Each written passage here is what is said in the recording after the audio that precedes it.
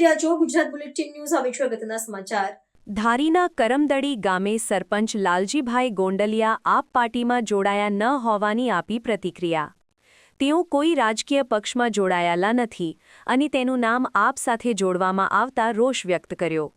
સરપંચ વાલજીભાઈ ગોંડલિયાએ જણાવ્યું કે આમ આદમી પાર્ટીના કોઈ કાર્યક્રમમાં હાજરી પણ આપી નથી, તેમ છતાં કેવા હેતુને સિદ્ધ કરવા માટે તેના નામનો ઉપયોગ કરવામાં આવ્યો. કરમદડી ગામના સરપંચ દ્વારા લોકોને અપીલ છે કે આવી અફવાઓથી દૂર રહે. મારું નામ ગોંડલિયા લાલજી વિશ્રામભાઈ છે. હું કરમદડી ગામનો સરપંચ છું. કે આશ્ચર્યની એ વાત છે કે હું નો આદર છતાં મારું નામ આમ આદમી પાર્ટીમાં જોડાણ કરેલું છે. તો એ કઈ વ્યક્તિએ કોઈને લખાણ આપ્યું તે મારે જાણવાની જરૂર છે.